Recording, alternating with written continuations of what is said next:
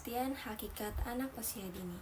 Anak usia dini adalah kelompok anak yang berada dalam proses pertumbuhan dan perkembangan yang bersifat unik, dalam arti memiliki pola pertumbuhan dan perkembangan secara koordinasi dengan mengkoordinasi motorik halus dan kasarnya, inteligensi atau dipikir, dicipta, kecerdasan emosional, kecerdasan spiritual, serta sosial emosional atau sikap dan perilaku, serta agama, bahasa, dan komunikasi yang khusus sesuai dengan tingkat pertumbuhan dan perkembangan anak.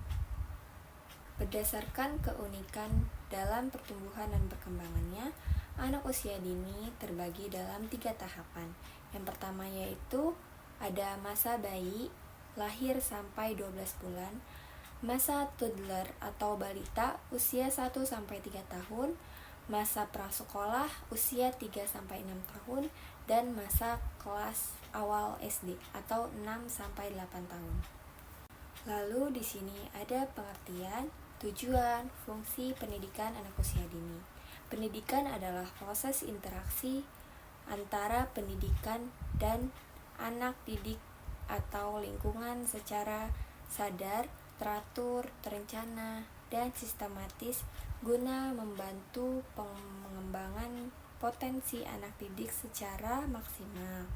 PAUD adalah suatu proses pembinaan tumbuh kembang anak usia lahir hingga 6 tahun secara menyeluruh, yang mencakup aspek fisik dan non-fisik, dengan memberikan rangsangan bagi perkembangan jasmani, rohani, moral dan spiritual, motorik, akal pikir, emosional, dan sosial yang tepat agar anak dapat tumbuh dan berkembang secara optimal.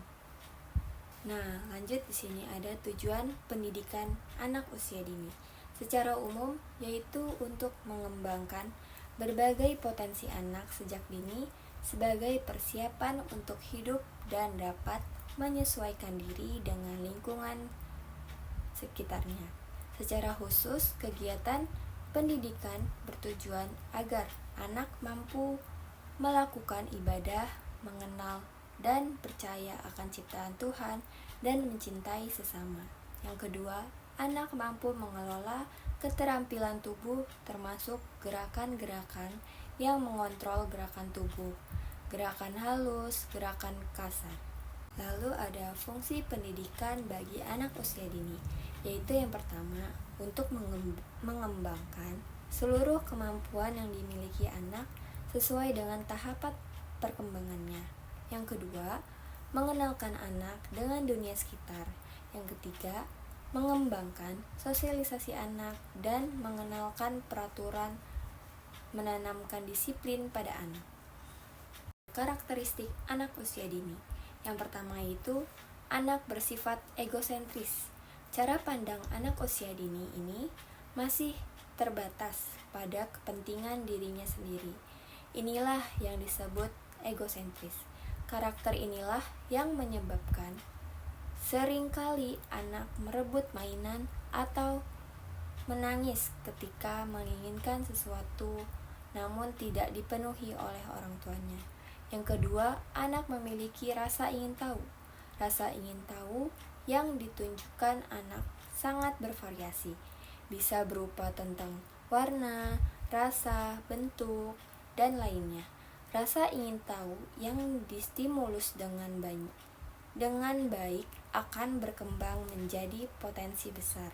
Yang ketiga itu, anak memiliki sifat unik. Keunikan yang dimiliki setiap anak akan menjadi ciri khas. Keunikan anak diantaranya mengenai gaya belajar, minat, hobi, dan lainnya. Yang keempat, anak memiliki imajinasi dan fantasi. Misalnya, dengan pertanyaan-pertanyaan anak tentang apa yang dilihat atau dengan cerita yang disampaikan anak mengenai hal baru. Setiap imajinasi maupun fantasi anak harus kita arahkan ke arah yang positif, sehingga sesuatu yang bersifat imajinasi tersebut anak menjadi sebuah karya. Yang kelima, anak memiliki daya konsentrasi yang pendek. Pada anak 5 tahun, umumnya rentang konsentrasinya adalah sekitar 10 menit. Daya konsentrasi yang pendek inilah yang membuat anak usia dini masih sulit untuk duduk dan memperhatikan sesuatu dalam jangka panjang. Sehingga pembelajaran untuk anak usia dini membutuhkan pendekatan yang bervariasi dan menyenangkan. Adapun aspek perkembangan anak usia dini itu, yang pertama ada kesadaran personal. Dengan permainan yang kreatif memungkinkan perkembangan kesadaran personal. Bermain mendukung anak untuk tumbuh secara mandiri dan memiliki kontrol atas lingkungannya. Melalui bermain, anak dapat menentukan hal yang baru, bereksplorasi, meniru, dan mempraktikkan kehidupan sehari-hari sebagai sebuah langkah dalam membangun keterampilan menolong dirinya sendiri. Lalu, keterampilan ini membuat anak merasa kompeten. Yang kedua, ada pengembangan emosional. Melalui bermain, anak dapat belajar menerima, berekspresi, dan mengatasi masalah dengan cara yang positif. Bermain juga memberikan kesempatan pada anak untuk mengenal diri mereka sendiri dan untuk mengembangkan pola perilaku yang memuaskan dalam hidup. Yang ketiga, membangun sosialisasi, yaitu bermain memberikan jalan bagi perkembangan sosial anak ketika berbagi dengan anak yang lain. Bermain dapat menumbuhkan dan meningkatkan rasa sosialisasi anak. Yang keempat, pengembangan komunikasi. Bermain merupakan alat yang paling kuat untuk membelajarkan kemampuan berbahasa anak. Melalui komunikasi, anak dapat memperluas kosakata dan mengembangkan daya penerima serta pengekspresian kemampuan berbahasa mereka melalui interaksi dengan anak-anak lain dan orang dewasa pada situasi bermain spontan. Yang kelima, pengembangan kognitif.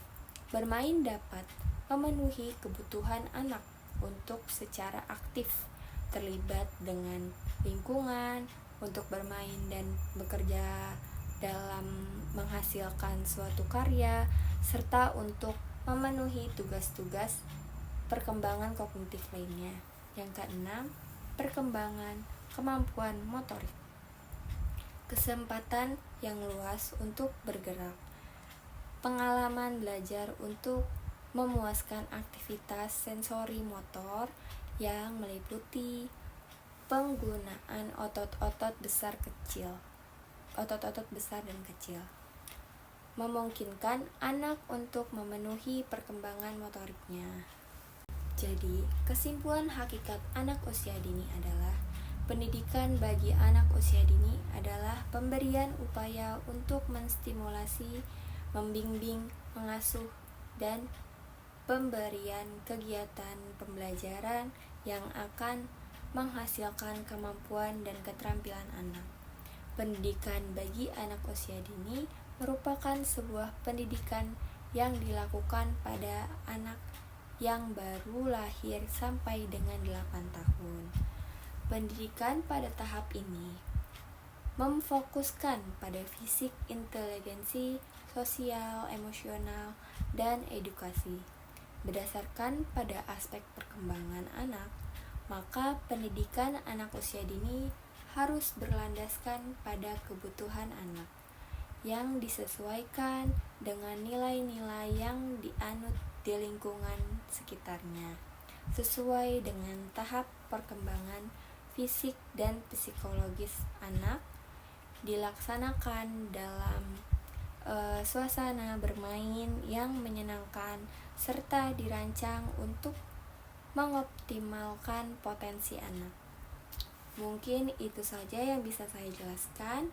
Kurang lebihnya mohon maaf. Wassalamualaikum warahmatullahi wabarakatuh.